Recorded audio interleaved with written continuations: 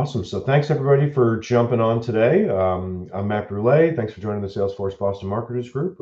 We are going to be talking all things surveys today. So this is going to be kind of a two-part session. What I'd love to do this morning with our virtual session is just go over survey processes. What are some best practices? What are things that you would like to see out of a survey process as the person triggering the surveys? We'll talk about, technically what are we going to need? We're going to need, clearly some sort of email to deliver these surveys, but also, where is the survey going to be hosted? How are we going to track our results? Once we get results, what are we going to do with them, right? I think that's one thing that a lot of folks don't necessarily follow up on, right? We've got all this great data, but what are we actually doing with it? What are our actions there? So we're going to talk through all of those different portions today and kind of build out requirements for what does a good survey process look like, and what is our ideal process going to be, out the other end. And then on Wednesday, we're having an in-person meeting in the Boston Seaport. It is going to be a hybrid event, so we will also have links for those who register to attend virtually. We're going to grab a volunteer builder, and we're actually going to build this process end to end. So there's going to be some hands-on work to be done in Marketing Cloud Engagement, as well as in Salesforce CRM, and then we'll probably come back to Marketing Cloud again to create some follow-up journeys for some activities. But I do want this to be really collaborative, so I'd love folks to please don't hesitate to come off mute, type in the chat when you've got suggestions or ideas on what a survey process should look like. I've got a presentation that I've delivered on this in the past at Northeast Dreaming that I'll kind of use as a framework for our discussion. But we can absolutely, come off of that and start building out whatever we'd like to. So whatever you think that your organization may find useful in a survey process, I would love to hear about it so we can, build it and make it useful for you all. Any questions before we kind of jump in and get started? Awesome. All right. Well, in that case, I will share my screen and we will get moving. All right. So as you can see from the title slide here, I actually presented on surveys back in 2023, it looks like, at Northeast Dreamin'. If you haven't been to a Dreamin' conference, I highly recommend it. All of the content is user provided. I know Tim's presented at a handful of these. I've presented at, I think, two now. I happen to go to the one in the Northeast because that's where I call home, but they're all over the country. So please, if you haven't been there, if you've only gone to the traditional Salesforce conferences, I definitely recommend checking out your local Dreamin' conference. Little bio for me, but I think we've all covered that already. So survey. So why survey? I think there's some great questions around this. There's a lot of survey options out there, right? You can buy something off the shelf. I think we've all gotten SurveyMonkey surveys, Qualtrics surveys. I feel like I can't go to the store and buy something off the shelf without getting email surveys, asking me how much I like the product. But there is a lot of value there. Uncovering pain points. I think it's tough to kind of be in tune with your employees who are actually dealing with your members, actually interacting with your customers, right? How often do you kind of give feedback to maybe your boss, your manager? Maybe it gets further up the line, maybe it doesn't. And I think at each level of separation there, it kind of gets obfuscated a little more. Surveys are really helpful, right? You're hearing directly from your customer, directly from your member. You can read that feedback directly. You can ask them to rate you, right? Give me a score on 1 to 10. Let me know how I'm going. That way I can kind of translate that to understanding, where am I doing well, and where maybe not be doing so well. Where is there room for improvement? Can help you resolve issues. Sometimes we've got members or customers who are just kind of suffering silently, right? They're not happy.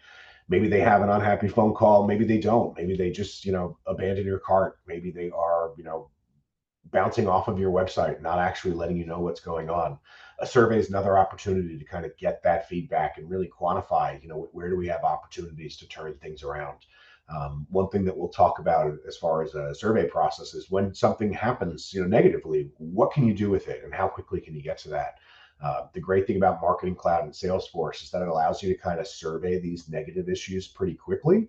And then we can build automation to create follow-up tasks. So if we get a negative score, if we get a 1, we can get that right in front of somebody immediately and have them, reach out to that member to hopefully, give them a good experience, even though they're not feeling great in that moment.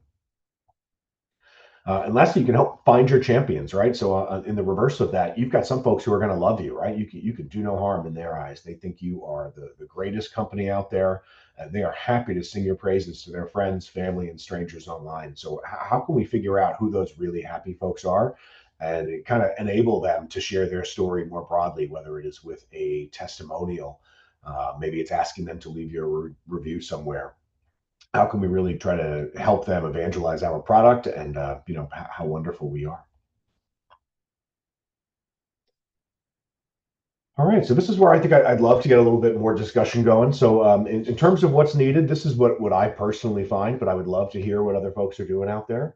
I think we're going to need a survey object. So I mentioned that there are out of the box solutions out there. You can purchase something either through SurveyMonkey, you can purchase something through Qualtrics. I think Salesforce themselves has a survey solution now. What I have found helpful is an actual custom object within Salesforce CRM. That's a survey object. So as I get results and as I'm kind of asking these questions of my members, we can create a custom object within Salesforce to capture, the scores for the questions we are asking. Capture some information about that member, about that customer, maybe some demographic information. What product type did this person purchase? What are they reviewing? Is it a product at all? Maybe it was an event that they attended and we want to ask them about the speaker. So that survey object can kind of be really wide ranging and can help you capture a bunch of great data points, across whatever you're trying to survey about. An email and landing page. So this is really important just in terms of delivering your surveys. So we'll create an email that'll go out in our inbox asking this member to leave a survey. Lots of different ways to do this. I love to include the first question within that email and kind of capturing that first score on click. So if they give us a 10 right away at the email, but then they don't fill out the rest of that survey, we still have that kind of initial result. So whatever I think my most important question is, I can kind of get a little extra juice out of it by including that directly in the email. And then the landing page itself. So I like to use Cloud Pages for this within Marketing Cloud. Some of the reasons for that is that I can use the AmScript Cloud Pages URL function to pass the subscriber key from my email to my landing page. That can be really helpful in pulling in some of that additional information about the customer or member. We can style it, right? So we can apply our brand colors. We can make this landing page look like any other corporate web page that we may have up and going. And then I think the other great thing about this is because it's a cloud page, we've got lots of native Marketing Cloud engagement functionality in there. So we can capture these results to a data extension. We can, populate that custom object in Salesforce with the results. Maybe upon submit, we want to put them into a follow-up journey. Maybe not. So there's a bunch of different options that we've got there. With this, so this process as we built it, I mentioned that there's a lot of flexibility in the cloud page there in terms of how we can submit this. We're going to be focused on admin capabilities here. So while you could use AmScript to submit this form, create your object, do all of your Salesforce functions using AmScript callouts, we're actually going to use the Cloud Pages form, a smart capture form on our cloud page, to then power a processing journey. And we're going to use that object creation tool within our journey builder to create that Salesforce object. And the reason for this, there's a lot of different ways to do it. But this is something that I think a lot of earlier on in their career administrators will be able to do. So this should be something that you can actually build yourself without needing to have significant development skills. We will use a little bit of AmScript here and there, but this should be able to put this process really in the hands of anybody, regardless of their current Marketing Cloud skill level. And then lastly, follow-up activities. So what else do we want to do? What follow-up activities are appropriate? If we have a poor score, do we want to create a case or a task for follow-up? Do we want keyword tracking? Do we want to scan our text results to see, is there something, a hot button issue that may have been mentioned that warrants either a follow-up or some sort of review? Are they really happy? Do we want to send them a testimonial? Do we want to send everybody, like a review request? Do we want to try to drive traffic to Google or Facebook or LinkedIn or wherever your business finds reviews to be most helpful? So we'll have to figure out exactly what we want to do with all of those capabilities. So I'd love to pause there. I feel like I've been talking at folks for a bit now. So if there are any survey, thoughts, any ideas, Anything that you think is really important that we capture in these requirements, so we can start building a process that's useful for you and your organizations.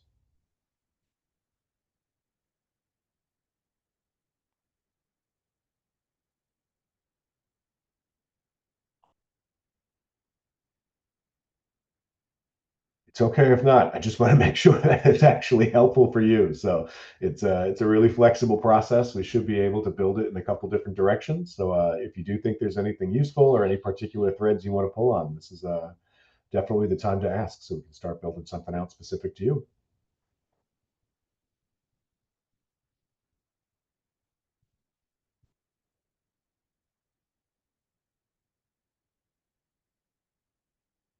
All right. Well, no feedback. I guess we're on the right track then. I'll take that as a positive sign. All right. So we'll talk then, I guess, at a little bit deeper level about each of our individual pieces here. That way we can be prepared for what we're going to go through on Wednesday. So in terms of our survey considerations, for our survey object, we'll have to identify up front what are our questions. What are our key concerns as an organization? What do we want to find out more information about? I think an important distinction here is to really identify, how many different types do you think you might have? You don't have to have everything, planned out in advance. Obviously, you'll create new surveys as you launch new products and things of that nature, but you should have a rough idea. What's my goal here as an organization? Do I want to find out more insight about my organization as a whole, right? Is this a net promoter score approach? Do I want to understand how you feel about, maybe it's this Trailblazer community group, right? We can ask questions about how do you feel about our group? Are we providing value to you? Do you find this a helpful meeting to attend? And then separately, we'll also understand, in addition to that, we'll probably want to ask about specific events, right? So we can send a survey out. I think we actually might ask for feedback automatically through Bevy. But we could say on this specific event, right? How did you like this event? How did you, find the presenter? How did you find the information covered? How did you find the topic specifically? So we can kind of drill in on specific bits about this event, to really drive, more information about how this is performing. Maybe we want to have separate subtypes, right? We have both in-person events, virtual events, and hybrid events. So that could be another category where we're going to be, yes, it's an event survey, but we'll have different subtypes. So we're able to kind of sort our scores and start comparing them against each other to see, where are we performing well? Maybe our virtual events are incredible, but our in-person events are a little, lower rated. Maybe our space isn't great. Or maybe it's the reverse, right? The Carney offices are awesome. So maybe we really love those in-person events because we get great snacks and a beautiful view of the seaport and, swag and all that good stuff. So it looks like we've got something in the chat here. Michelle mentioned, I don't do surveys except for sending a few poll questions once a month, which are related to our upcoming alumni events. So alumni events are very ripe for surveys, right? So you can do something like beforehand asking, how does this event resonate with you, right? Do you like the venue? Do you like the subject? The frequency with which we have these events? And then post events, another survey saying, hey, how did it go, right? Did you enjoy the event? Were the accommodations to your standards? Did you really like the either the presenter or the topic or the way that the information was presented? There's a whole bunch of different ways to go there for sure. Then one thing that I also think is important is offering an open-ended comment box, and this does create a little bit more work, I think, on reviewing. So it can be a little bit more difficult to parse. Yes, you can use some tools to kind of scan them for keywords and things of that nature, but you really do need to have somebody reading these because you never know what someone's going to put there, and you may get some great insight out of it that you'll never see if you don't have somebody actually reviewing them. On the flip side, you may have somebody who's pretty upset and maybe they're scoring you high, but they're mentioning that like your services are great, but your competitors are doing better, right? And that's why I'm thinking about maybe making a move. That's something that I've seen in these comment boxes. So when you offer this, just really make sure that you've got somebody reading these, reviewing these, and taking action if needed. But the reason I think that it's worth the extra work is that some of these people who are upset, they're going to tell other folks, right? They're going to head to Google, they're going to head to Facebook, they're going to head to wherever your business, is reviewed online. And there's a lot of people out there who are not going to be shy about leaving you, negative reviews. So by providing this outlet for them up front, you're giving them an opportunity to tell you directly and hopefully an opportunity for you to take steps to resolve that. So I find that this comment box is a great place to give your members, your customers, a space to share that with you. So hopefully you can take action before they go tell, other folks in a public forum, where that's going to be captured, and people will get that out there. If you're not performing well, if you're not, treating your customers right, they're going to tell other folks. So hopefully in the case of just, honest mistakes, things happen, misunderstandings, this is a great opportunity to kind of provide that middle ground before that misunderstanding kind of, gets more public. And then separately, so in addition to our questions, we want to understand around our questions. So who is the person filling out the survey, or what is the interaction or transaction that led to this survey? What do you need to put this survey in context? So I would consider information about the member or the customer to be really important here. Maybe I want to know what organization they are with. Maybe I want to know, do they have a loyalty tier? If so, what is that loyalty tier? Where in the country is this member located, right? So if I'm doing an alumni event and this person is flying in from the West Coast to an alumni event on the East Coast, they're probably going to have a much different level of investment, much different level of expectation for this event than somebody who still lives in town and is just able to pop down the street to come to your event. So having information about the member is going to be really important to kind of putting that survey in context and understanding, what else might be affecting your scores outside of that actual event, product, whatever you're actually surveying on. I mentioned your agents in here, so maybe this is a contact center survey, right? Really important to understand who is this person speaking with. If they're rating their interaction with a particular contact center agent, knowing which agent they were speaking with is going to be really important to kind of understanding those scores. They had a really poor experience, and that's a common trend with this particular agent. Maybe that's going to be an opportunity for some more coaching. On the reverse, if one agent is getting, all tens across the board, they're clearly doing something right. So how can we, interact with that agent and pick their brain and figure out what they're doing differently so we can help coach up the rest of their team and kind of share that great behavior. The last thing I've got here on the considerations tab is going to be your date considerations. So there's a couple different ways that you can look at your surveys. You don't necessarily want them to, be open forever. So I think what I usually do is about a 30-day survey date from when I trigger it. That's how long the survey is valid for. You don't want somebody, getting a negative experience 3 months later and saying, "Oh, I think I got a survey in my inbox," going and pulling up an old email and, filling out a survey from 3 months ago. It's something that happened today. So highly recommend time boxing that.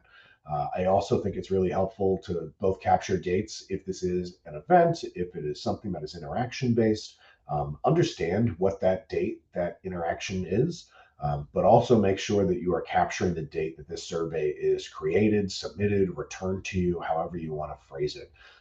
That's going to be really helpful for understanding, what was the time frame between when the interaction happened and when the survey came back to you. Totally okay to drop in, and we are recording, so please don't hesitate to pull up the recording if you're finding it helpful. So having those dates are going to be really helpful for you to kind of batch these results on the back end. So maybe my survey scores were great in the spring, and then we had some staffing issues in the summer, and we know service levels dropped. I would expect to see that right within our surveys coming back, and you can kind of understand, what's pushing and what's pulling on these results. Any questions around survey considerations before we move on to some more specifics? Looks okay. No question now. Awesome. All right. So when we talk about our Salesforce objects that we're going to be creating, we'll create a custom object. I like to call it survey, but you should, check your org first. Make sure that you don't have a standard survey object out there if you have purchased some other, product that does this before. I like to have different record types for my largest buckets. So I do an event survey for all of my events. This might be, leads. It might be promotional. This might be existing members, like an alumni event. So I'll still have different kinds of event surveys, but events itself will be a large parent bucket. products for the products and services that I offer. I'll make sure that I've got a bucket for that, so I can ask them about this specific product. I'm in financial services, so absolutely I'll have one for our mortgage processes, maybe for our HELOCs, our home equity line of credit processes, auto loans. I'll want to understand what's that look like. Maybe for account opening, if it's a deposit product, how are you finding our high yield savings account? Do you like the rate? Do you like how easy it was to open the account? Can I get, can you get access to your money easily? So all of these are going to be considered product surveys, and they'll roll up into that product record type. And then I've got a service interaction listed here. So for us, this is likely going to be transaction based. Lots of different kinds of transactions. Maybe they are accessing their accounts through online banking, and I want to find out some more about that experience. Maybe they're calling the contact center. Maybe they walked into a branch. All of those would be different subtypes under that kind of service interaction parent type. For fields, so you'll definitely need a field for each of your individual questions. So that's going to be super helpful to kind of map your data back. I like to reuse these across survey types where possible. So something like a promoter score, how likely are you to refer my organization to your family and friends? I'm going to include that in all of my surveys. That's something that I want to ask at every opportunity. So that's a field that I know I'm going to be able to reuse across my different record types. Something like how easy was it to open your account online? That's going to be really specific to either my products or to maybe my online services type. So I won't use that everywhere, but I still may be able to do that in two. How long did you wait on hold before speaking with an agent? That's going to be a contact center survey question. So I'm not really going to be able to reuse that one, but that will be there, and I'll be able to use that specifically for those contact center types. And then last thing, null considerations. So it'll be important to think about, what opportunities do I want to give people to respond? Do I want to give them the ability to skip questions? If you have a really long survey, there's going to be some folks who are not going to want to fill out every question. And if you prevent them from submitting, you force them to kind of go back up and, fill that out. You may have people bounce, that they're not going to end up finishing that. They'll abandon that survey. On the flip side, if you allow them to submit with nulls, you'll want to make sure that you can identify those and account for those in your scoring. A zero and a null are going to be very different. They didn't rate you poorly; they just didn't answer that question at all. So we'll want to make sure that we can account for that on the back end when we start actually recording these scores and comparing them. Then page layouts. This is really going to be for your internal users. So how can we have different page layouts that will allow us to view these survey types in a way that's approachable for somebody who's going to be either on the phone or online trying to figure out, what is the survey trying to tell me? Where are they scored? So you want to try to bunch your questions up so related questions can stay together.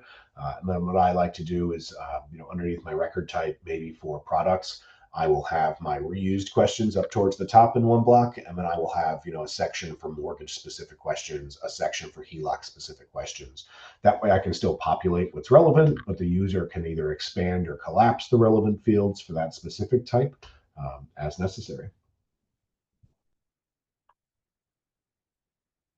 Any questions on the actual object before we start talking about emails and landing pages?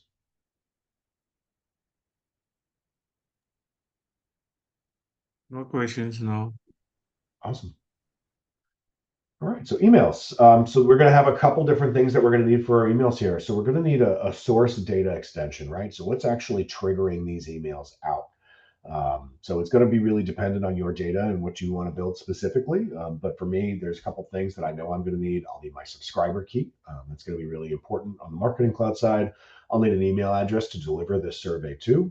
And then any data needed for personalization. And when I say personalization, it's important to take kind of a high level view of this. Yes, you'll want first name to make sure that you can personalize that email content, but you'll also want to think about what other information am I trying to include in my survey. So if I do want that contact center agent, I'm going to need a way to get to that. So if it makes sense to include it in your source data extension and then use your Cloud Pages URL to look back to that, you can certainly do that.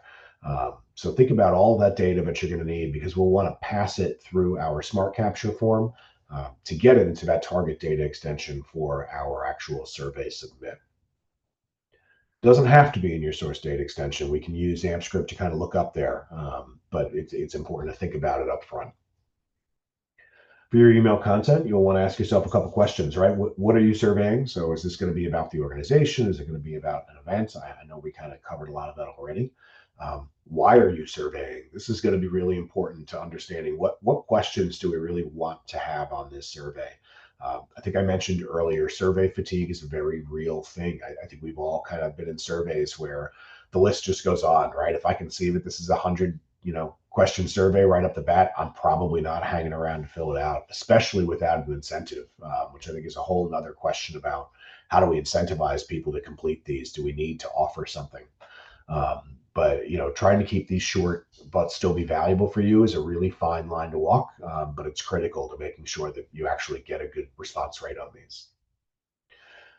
It also can help you inform who do you need to involve for this, right? Like it's one thing for me to think as the marketing cloud administrator what I think these questions should be, but ultimately your business stakeholders and the people actually interacting, with the end user, whether it's an event attendee, a member, a purchaser, they're the ones who are really going to kind of inform what these questions should be, so you can actually start getting these results to hopefully make changes in your business for the better. But I mentioned earlier, I love asking my first question right in the email. In this case, I provide a score right there. I've got my first, question right there. And I say, how likely are you to refer an awesome company to family or friends? And I've got this 0 to 10. Your score scale here, I've got 0 to 10, also going to be really important because you don't want to change this once you've started, right? You want to be able to compare these surveys across all different kinds. So making sure that whatever scale you stick with, whether it's going to be 1 to 5, 0 to 10, whatever you're going to use, just try to stick with that. Make a decision up front and try to really hang on to that. So for our code considerations, we will definitely dive into this more thoroughly on Wednesday. But for now, at a high level, we're going to be talking about some AmpScript. We'll want to make sure that we're setting our subscriber key so we can pass that using our Cloud Pages functionality. Then we're also going to use the redirect to. So this is where we're actually going to say, this is the cloud page that this survey is hosted on, and this is where I want to redirect my member to when they actually click to, give me a score. Then in the HTML, we're going to want to include that score as a parameter if we're including the question in the email. So this redirect to is going to say, let's send them to a cloud page. The cloud page's URL is going to allow us to pass the actual ID of the cloud page where our survey is hosted, the subscriber key of the subscriber that we're sending this email to. And in this case, I'm asking the promoter score question right in my email body. And then I've got this score, so this 10. So if they click on the 10, I'm going to pass that score of 10 directly to the cloud page, and I'm going to pre-populate that for them. Same thing if they score me a 0, right? I'm going to pass that, and we'll pre-populate that for them. This is really helpful. Anything you can do to kind of reduce that fatigue that the member may face when they hit that landing page is going to be helpful. You can also use this to, if you're going to ask first name, email address, if you're going to want them to fill that out on the form, you can use this functionality to pre-populate those values for them as well. So super helpful just to kind of do some of the grunt work for your members and making sure that you're making this as frictionless as possible. Any questions about the email, whether content or code or anything like that, before we move on to landing page? Matt, would that 10 actually be a parameter, a variable? So our variable is going to be the promoter score here. And then the 10 is going to be the value that we're going to populate it with. So this promoter score is going to relate back up in our email to this question where we've got, based on your recent experience, how likely are you to blah, blah, blah. This will be a question on the survey as well. So it'll be a variable both within our email that will set upon click, and we'll set this based on which of these buttons they actually click on. And then it'll also be a variable that will capture on that cloud page that we'll submit through our smart capture form, and then that will end up populating in Salesforce CRM. So that variable will absolutely follow us all through the journey, and then that 10 would be the value that, in this case, would be populated. Hopefully we get all 10s. Okay, thanks. You're welcome. All right, so for landing pages, so we'll need a target data extension, right? So we've got our source data extension that's telling us, who do we want to survey? What do we want to survey? It's time to trigger this one out. Our target date extension is going to say, once we have our landing page and once they actually submit this form, where do we want it to go? And this is really important because you kind of have to start at the end by saying, I've got my target, I know what I need to fill, and then we'll use the landing page to actually be the mechanism to fill each of those different variables. We'll need fields for our subscriber context. So I mentioned subscriber key, email address, but also if there's something important we want to know, like that loyalty tier. In the event of an alumni event, maybe you want to know which school that they are with. If you're working with multiple universities, if it's only one university, maybe you want to know, what was their major, right? Did they go to the School of Business? Were they a liberal arts major? I can't tell you what's important to you, but these are the kind of things that you can kind of think about. It's not going to be directly related to the survey, but you may notice trends that are going to help you understand, wow, liberal arts majors came out of this school and they love us. They can't say enough, but maybe the engineering folks, all have a common theme where they wish something could have been a little better. You don't necessarily have that insight until you start capturing some of this contextual data and including it within your reporting. Any questions asked? So we'll want to have obviously targets for all of our questions. So we'll have one for promoter score that we just discussed. But maybe if we want to, ask about product specific questions, different organization specific questions. I mentioned mortgages and HELOCs earlier. So this is a great example. Like for our mortgages, I will ask, how was your, mortgage representative, right? How was that mortgage loan originator? Did they communicate well? Were you happy with them? Were you happy with the information they shared? But separately, there might be a consumer loan originator who's actually going to process that transaction. So how did you interact with your processor? Did you hear from them? Did you like what you heard from them? If there's multiple people involved in these kind of longer transactions, this is a great way to figure out kind of where are things going off the rails, or where are you doing a really great job.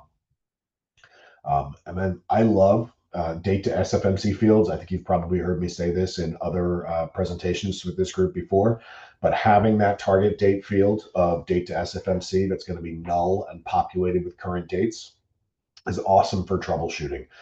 You'll know when that record was sent to Marketing Cloud, when that record actually got populated via your cloud page, when it was submitted. Great for troubleshooting the event that somebody comes to you with a date conflict. This person submitted a survey, but this looks really old. Maybe I wasn't expecting the survey to be triggered for whatever reason. Can you help me unwind that? Having that date to SFMC field is really helpful to understand when the Marketing Cloud portion of this triggered.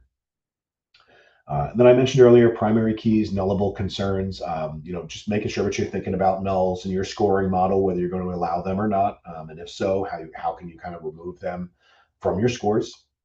And then primary keys. So I don't like to let someone fill out a survey more than once. And this may be something like for an organizational survey, maybe I'm going to trigger this every quarter, maybe I'll trigger it every year. I would consider those individual survey attempts. So what I mean is when I trigger a survey to somebody, that one survey instance is single use. Having it expire after 30 days, I find is helpful. But if they submit that on Tuesday of this week, let's say I send out a post-event survey and you fill it out tomorrow and said, this was great, this was awesome. Then you go to Wednesday's meeting and you didn't really like it, and you come back on Thursday and adjust your survey to say, you know what, I'm not happy with this. Actually, I've got a poor experience. I've now got 2 results for the same triggering survey, and that can really wreak havoc on your reporting. So we'll talk about how to kind of handle this on Wednesday via a little bit of AMP script, but it's important to have a primary key to understand, which member filled this out or which transaction triggered this survey and when was it submitted, and how can we kind of build a concatenate primary key to make sure that I can evaluate whether this person has filled out this survey before. What I like to do is down here below, I've got an optional already took survey page. This is optional. You don't have to do it, but I find it incredibly useful. So if someone clicks in my email, let's say they come back a week later and click it a second time, I'm going to do a lookup on that click to say, has this person already submitted the survey? Has this survey been used? And if so, I'm going to redirect them to an already took survey page, say, hey, thank you. Like, you've already taken the survey. If you've got questions, comments, concerns, please contact us. Like, we'd love to speak with you, right? You frame it positively. Like, we still want to hear from you. Your information is still valuable. we still want to understand what's going on. We just don't want you to use this forum to submit it. Like, this has already been used. It's already been, accounted for, scored, created. It's in my process. And that's also going to help you to make sure if you allow folks to edit their responses, your reporting is going to change over time, right? If I close this on November 1st, I want my October reviews to be set in stone. I don't want anyone else to be able to change those. And then a couple other pages. So we mentioned the survey page. That's where your questions are going to be. So that's obviously a really important one. But a thank you page. Once somebody takes the survey, really important to thank them for their time. I think we think about this as the person triggering the surveys as good for us, right? And we're asking input so we can change our processes, right? Who wouldn't be thrilled that we're going to make things better for them? But your members, your customers, they're investing time in this. This is a real ask for them. They're really doing us the favor. So make sure at a minimum you're thanking them for that time and hopefully providing them something of value. I think we redirect them back to their actual employer-based page. So as a credit union, we're heavily employer-based. So we'll redirect them back to some resources for them specifically. Here, in case you need it, here's your relationship managers page. Here's your specific loan originator has been assigned page. So we'll give them those resources. But there is nothing wrong with offering a coupon or some sort of financial, thank you for this as well afterwards. Not saying you have to by any means, but just be mindful that this is, it's an ask. It's an ask for the person filling out this survey. Any questions on landing page at a high level before we jump into the actual survey? Awesome. All right, so our survey pages. This is the flow that I've used in the past. So I'm going to retrieve the subscriber key from the Cloud Pages URL function in the email. So I think we mentioned that we're going to be passing that within our Cloud Pages URL function. I'm going to do that by using the request parameter function. And then I'm going to set that subscriber key on my landing page. And this is really important because now I've got the context for who is on this page, who is actually submitting this survey. I'm going to use this in conjunction with lookup or lookup rows functions to go get that contextual data. So if I didn't have it in my source data extension, maybe I'm looking up to my loyalty tier data extension to understand, what loyalty tier is this member? Or maybe I'm going to go into my, synchronized data extensions for my accounts and say, I've got this subscriber. What school are they with? What university are they with? Maybe I'm going to the event data extension to figure out, all right, I know, who this person is. I know the name of the event they attended. Let's go into the event data extension and let's return the event location, the event date, the related presenter, all of those good things. Your data model is really going to dictate, the specifics of how this is set up. But that subscriber key and any other required information in your source data extension can be passed using the Cloud Pages URL function. That's going to get it to the landing page, and that's going to then allow you to kind of traverse those relationships to pull in additional data. This one can be a little wonky, if you're not actually hands-on doing it. So please don't hesitate to ask any questions around it. But really, the code here is fairly straightforward. What we're doing is we're setting our variables, requesting our parameter for our subscriber key. Then we're going to set our rows to be in our source data extension using that subscriber key. In this scenario, all of our required information is in that kind of source DE. And then if we find a row, so if our row count is greater than 0, then we're going to grab that other contextual data. In this case, it's going to be first name, last name, our event name, event date, and event type. So I've got all of that in my source data extension in this example, but there's no reason that you couldn't swap this lookup rows function to point somewhere else using the information that we passed within the Cloud Pages URL. So any questions? I realize this one in particular, I think, can be tough just to read off a slide. So if there's any questions here, please don't hesitate to ask, and we can definitely dig into this a little bit more.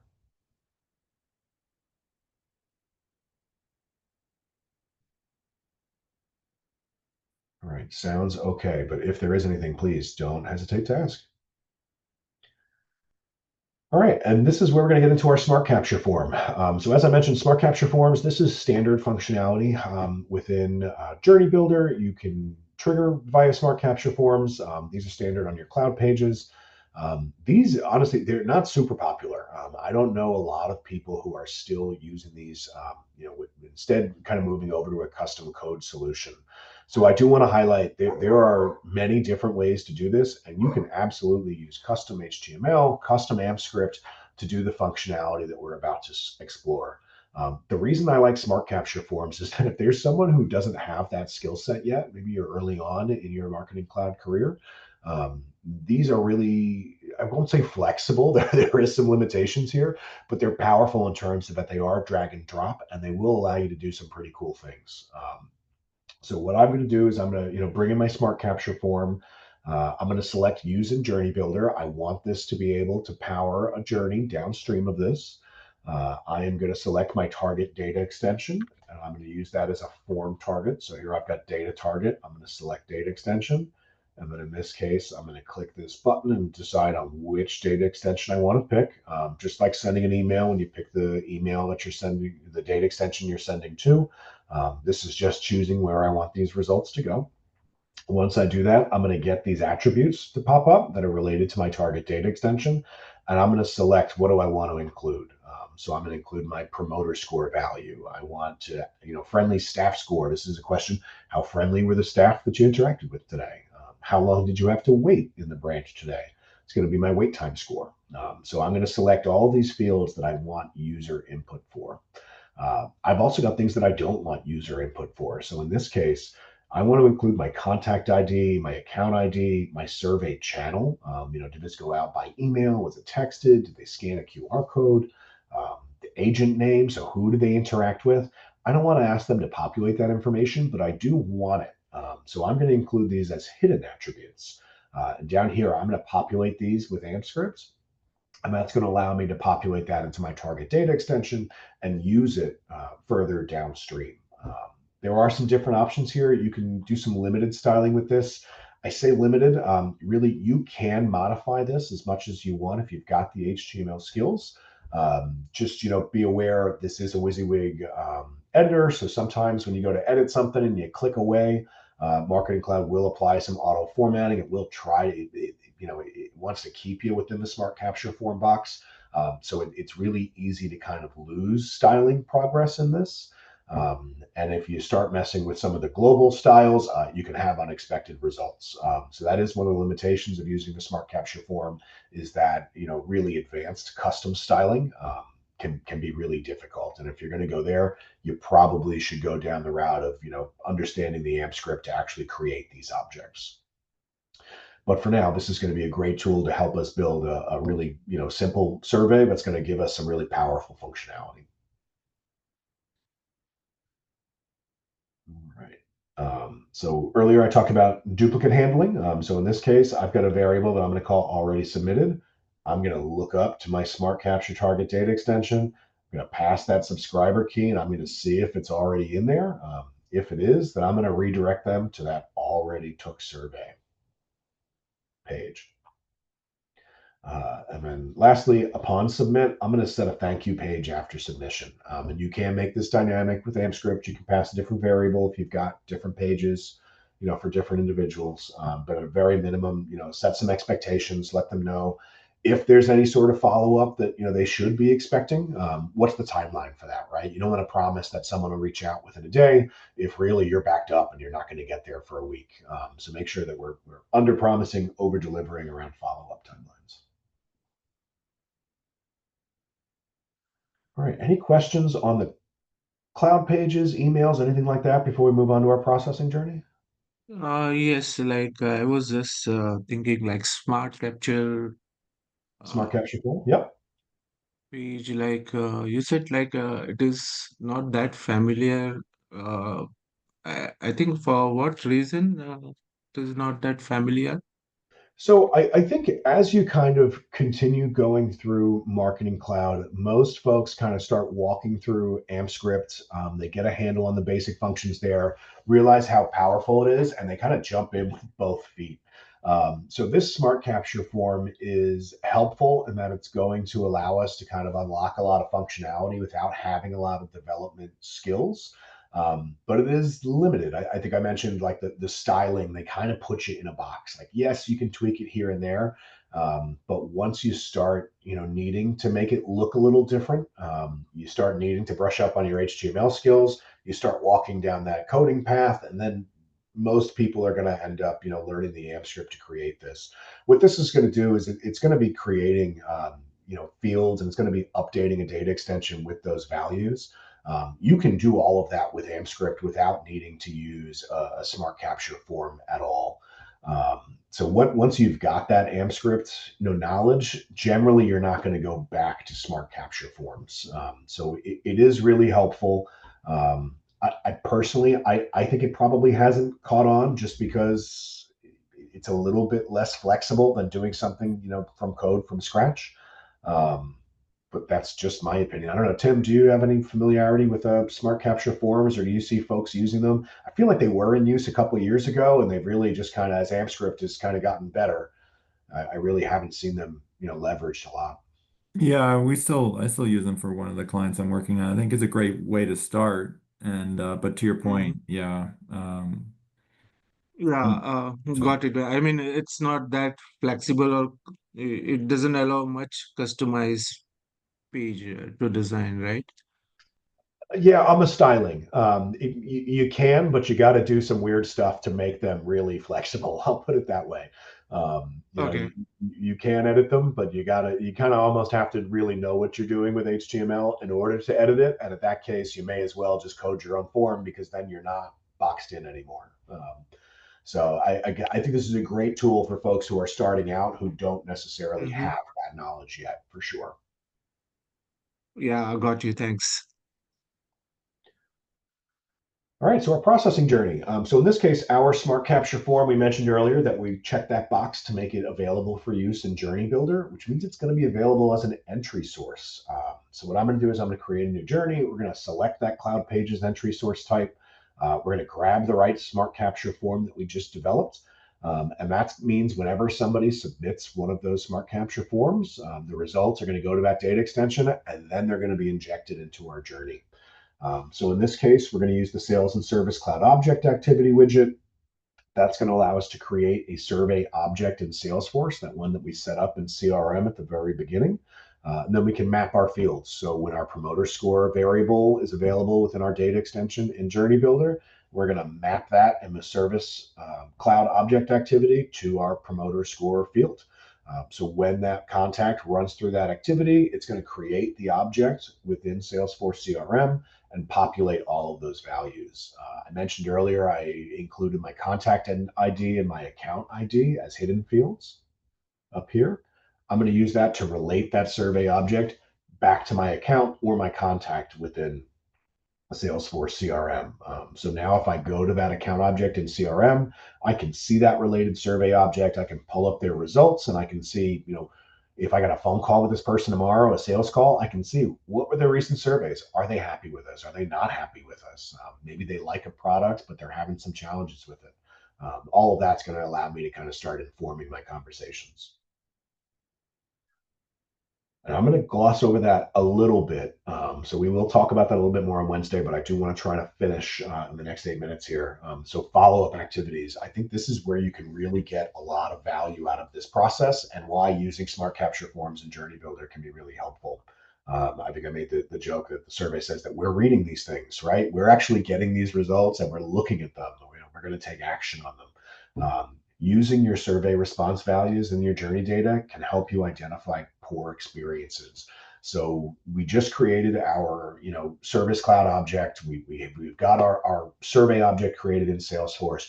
We don't want to eject that person just yet. Let's take a look at the actual values they submitted. Is their promoter score 5 or below? If so, they're not happy with us. Let's open up a case. Let's use that case object widget. Let's create a case within Salesforce. Let's populate that case with their score. So somebody responding knows, did this person give us a 5 or a 0? Maybe that's a different question. And then that text comment field I mentioned earlier, let's pass that into the case too. That way, anybody following up on this can know, what did this person leave? What did they actually say? We can also do this instead of just scores. We can evaluate the comments field itself. So if that comments field, maybe they've got a score of 6 and above, great, they're happy. Let's do a decision split afterwards to say, does this text field contain the word, quit or close or competitor or anything like that? If so, let's create a task, again, for review. Maybe we're not going to call on every one of these, but maybe we want to have somebody reviewing these particular keyword-based surveys to understand, is there a problem here? Do we need to follow up with this person? I like to assign these to queues in Salesforce. I think your thresholds are really going to determine whether you can do this, and if so, how much you can do it. I think it's really important that you've got someone reviewing your surveys that are coming in, just regardless, to understand the data and understand how things are going. But if you're going to solicit feedback and then not action on it, you're probably deserving of the scores you get. I'll put it that way. So make sure, if you've got folks who are not happy, or are giving you really pointed feedback, that you're reaching out to them and letting them know, hey, we got your feedback. Maybe we can't act on it for XYZ reason, but I do want you to know that this was received and we appreciate you giving the time. That goes a long way, in my experience with unhappy folks, just letting them know that their feedback is being received. And then folks who are happy. So testimonial requests. I mentioned here, you got to be cautious around sending review requests. Different review platforms do have, terms of service around only soliciting reviews from happy people. I think Yelp is a big one with this. You can't only ask people to review you on Yelp if you already know that they're happy. That's something that Yelp really, really doesn't like. That said, I don't think I've ever seen Yelp police, but just be aware with the platforms that you're asking for reviews on. But testimonials you can use to your heart's content, right? I like to put a checkbox on my surveys asking this person, hey, would you be open to leaving a testimonial in the event that we need them? In that case, we may not reach out right away, but I just had somebody ask me the other day, hey, I think it would be great to get some testimonials, some new testimonials for the website. We haven't updated them since 2018. And now I know we've had surveys going for 2 years with people who are happy, unhappy, whatever it is. But if I run a report, give me all the surveys where that testimonial checkbox is true, boom, I've got a lead list that I can now send over to the marketing team and say, hey, here is a great list. Here's a couple hundred people who said they'd be willing to give us a testimonial. Start at the top and good luck, right? That can really help you, moving forward. And then once we put it all together, this is what your journey might look like. So we've got our entry source over here off screen, where we've got our smart capture form. We've got our create survey object. I want to know, are they production or are they tests? And then I'm going to say, all right, great. Do I need to follow up? So is my score 6 or lower? If so, let's create a follow-up case. If it's not, let's say it's good. Let's see is there a keyword trigger? So do I need to, actually create a case based on keywords? If not, great. Let's wait. Let's see, is our promoter score 8+? Yes, great. Let's get a testimonial request. Let's go solicit some feedback and say, hey, you loved us. Like, can we talk? Can we have another conversation? Let's get that feedback and see if we can put that in a usable spot for the organization. So there are some additional considerations here for anybody who wants to screenshot, some further reading. I think I've got some blogs up here, all the usuals. And then for reporting, think about what your stakeholders are going to want. Your executives are going to care a lot differently, than your department heads versus individual members in your organization. Maybe you want trend-based reporting over time, understanding how can we look at this not just as a snapshot, but are we trending up or trending down with our scores? Text-based feedback. This is something that we've had, good use out of for employee recognition and product planning. Our product managers will review this to see what do people like or dislike. Some of our like loan originators specifically, their managers are reading their reviews to understand, come review time, what are their members actually saying about them? And then CRM analytics, Tableau. This is something that I found really helpful to build a dashboard, just to let people kind of slice up data on their own.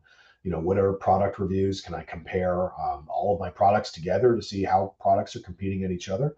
Or maybe I want to see what are my net promoter scores coming out of my product surveys versus my event surveys, right? If I'm interacting with a product online, I may not be thrilled with the company, but if I'm attending an event, with somebody I can talk to, those scores are through the roof, right? So how can we bring more human elements into our online opening process? Really, the possibilities are endless. So I realize that's cliche. I think that takes us to 8:59. So I will ask, Q&A. Any questions? Happy to talk about this more. We will absolutely go into further detail and start building on Wednesday. Looking for volunteers, so please don't hesitate to reach out if you would like to build all this on Wednesday. And yeah, we'll run from there. Any questions at all? That was really great. Thanks so much. Awesome. Thanks for coming. Thanks for inviting me. Thank right. you. You're very welcome. All right. I had questions I didn't see any past recordings, so can it be uploaded to the YouTube for the hands-on session? Yeah, absolutely. So the hands-on session we're having this upcoming Wednesday for surveys specifically. So that one should be uploaded afterwards. And Tim, I don't know if you happen to have the YouTube link handy. Do you mind dropping it? I can look for it if not. Sorry, okay, no, I'll thanks. drop it in a sec. Yeah, I just meant for the actual channel. That way everybody else can just get to it. Yes, yeah. Hands-on SFMC something. Yeah. Yep. So that's the blog. I can put that there, and then I think there's the YouTube too, which Tim's going to grab right now. Thank you. Yeah. Tim. Thank you so much for the wonderful session. Yeah, Really you're very welcome. appreciate it. Awesome. And these usually get posted, I think, a couple days, maybe a week after our session. And then same thing, we'll post the recording from this upcoming Wednesday too. So if you're in the Boston area, definitely check it out. If not, we'll hope to see you online, and we'll actually build some of this stuff out, and it'll be a little bit easier to talk through. Cool. All right. Well, thanks so much, everyone. Really appreciate it. Thanks, Matt. All right. Bye, everybody. Bye.